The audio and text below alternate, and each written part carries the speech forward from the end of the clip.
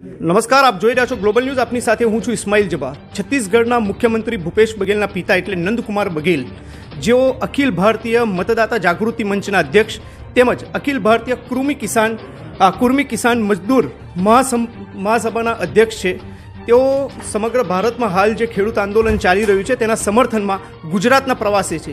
તેમનાથી જાણીશું કે વર્તમાન દેશની સ્થિતિ શું છે, તેઓનું ગુજરાત પ્રવાસનો મુખ્ય પર્પઝ શું હેતુ છે અને તેઓ શા માટે આટલી 85 વર્ષની ઉંમર છે, કડકડતી ઠંડી છે અને તેમાં તેઓ ગુજરાતના પ્રવાસે બાય કાર આવ્યા છે અને કિસાનોની જાગૃતિ તેમજ સર્વ સમાજ એક થાય એ માટેના તેઓના ખૂબ જ ઉમદા પ્રયાસ છે અને તેઓ એ માટે ગુજરાતના પ્રવાસે છે. તેમાં હાલ તેઓ પંચમહાલના પાટનગર ગોધરા ખાતે છે.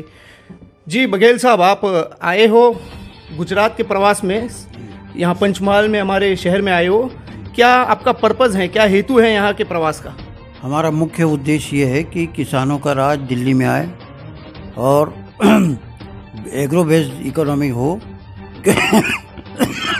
जिस तरह से भूपेश बघेल ने 2500 रुपये कुंटल धान का किया, 2000 रुपये कुंटल गेहूं का, 1700 रुपये ज्वार बाजरी मक्के का किया और गोबर का 2 रुपये किलो और घेराबंदी किया कि जानवर खुला न रहें, और इसके लिए सारे देश में ये व्यवस्था हो, इसके लिए हम दौरा कर रहे हैं. जी, किसान अभी दिल्ली की सरहदों पर कड़कड़ाती ठंडी के अंदर बैठे हुए हैं.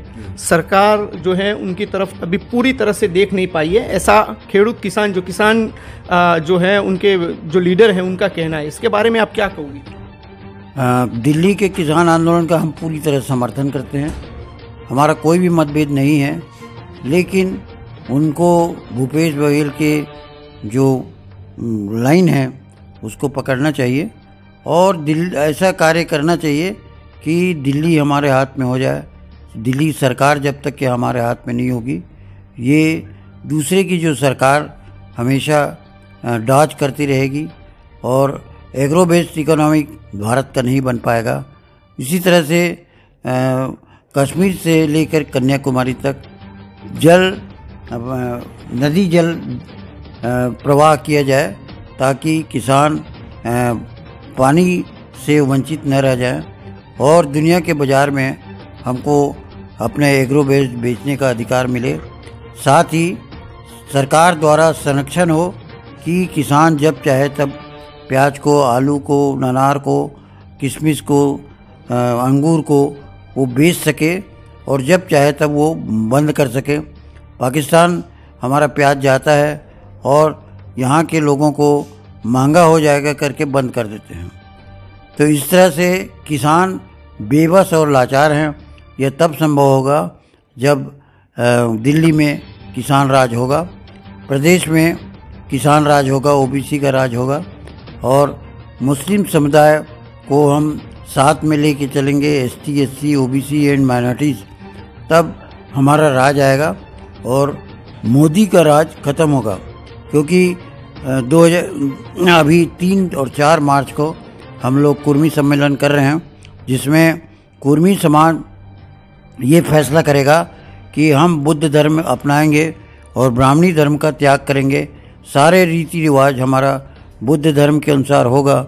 इससे बीजेपी पस्त हो जाएगी, क्योंकि बीजेपी का आधार पिछड़ा वर्ग है और ख़ास करके कुर्मी समाज है. यदि ऐसा होगा तो बीजेपी को घुटने टेकने पड़ेंगे. आप बहुत बड़ी बात बता रहे हो कि कुर्मी सम्मेलन के अंदर आप धर्मांतर की बात कर रहे हो, मतलब अपने धर्म को छोड़कर आप बौद्ध धर्म की ओर प्रयाण करने की बात कर रहे हो. बौद्ध खुद कुर्मी है और ये नदी के बंटवारे के कारण जो झगड़ा हुआ और उसके कारण भगवान बुद्ध संन्यास लिए और संन्यास लेकर के वो फिर कभी वापस नहीं गए. तो इसलिए बौद्ध धर्म अपनाना हमारा मौलिक अधिकार है. ईवीएम के बारे में आपने बताया कि ईवीएम बंद होना चाहिए, लेकिन आपको भी पता है कि ईवीएम की शुरुआत जो है वो कांग्रेस सरकार ने की है. राइट, कांग्रेस सरकार ने किया था. उस समय टेक्नोलॉजी अलग थी. हर दिन जो टेक्नोलॉजी है वो खास करके इलेक्ट्रॉनिक का टेक्नोलॉजी में परिवर्तन आ रहा है और उस परिवर्तन के अनुसार से आज एक तरफा जो फैसला होता है, जीते हुए जो बाजी है हम हार जाते हैं, तो इसके विरोध में हम आंदोलन करेंगे और यदि ईवीएम से चुनाव हुआ तो हम चुनाव नहीं होने देंगे। अच्छा, छत्तीसगढ़ में आपके बेटे भूपेश बघेल की सरकार है, माइनॉरिटीज़ के साथ क्या है वहाँ पर, किस तरीके का मतलब उनके साथ काम किया जा रहा है, कितने लोग हैं? सबसे ज़्यादा काम हमने माइनॉरिटीज़ के लिए किया है और उसका प्रमाण ये है कि जो 11 मेयर बने हैं वो उसमें से एक मेयर मुस्लिम है रायपुर का। दूसरा ये है कि मुस्लिम के 2 सीट के कारण वहाँ कोरबा में मेयर बना है, उसको कांग्रेस ने टिकट नहीं दिया था, हमने खड़ा किया और जिताया और उसके बदौलत आज कोरबा का मेयर कांग्रेस है। तो इसलिए हम ये कहते हैं कि ये हमारा योगदान है मुस्लिम के प्रति। उसी तरह एक मिनिस्टर है मुस्लिम के लिए और बिलासपुर में और जगदलपुर में हमारे मुस्लिम सभापति हैं। तो इस तरह से छोटे से प्रदेश में मुस्लिमों का जो अधिकार हमने दिया है वो दूसरे प्रदेशों में नहीं है। मुलायम सिंह ने मुस्लिमों को धोखा दिया, मायावती ने धोखा दिया और उनके हक और अधिकार की बात नहीं की है। गुजरात में क्या पोजीशन है मैं नहीं जानता और गुजरात में भी हम मुस्लिमों के हक और हिस्सेदारी के मुताबिक उनको हिस्सा देना चाहिए, ये हमारा कहना है। આ હતા આપની સાથે નંદકુમાર બઘેલ, જેઓ છત્તીસગઢના મુખ્યમંત્રી મુકેશ બઘેલના પિતા છે। તેઓ સર્વ સમાજને એક કરવાની વાત લઈને ગુજરાત પ્રદેશમાં આવ્યા છે। હાલ તેઓ પંચમહાલની મુલાકાતે છે। તેઓના આગળ હવે પ્રવાસ થવાના છે અને આગળ પણ તેઓ કિસાનો સાથેની મતદાર જાગૃતિ, ઈવીએમ મશીન સાથે અનેક બધી વાતો કરવાના છે। કેમેરામેન અનસ સાથે editor in chief Ismail Jaba, global news Godhra.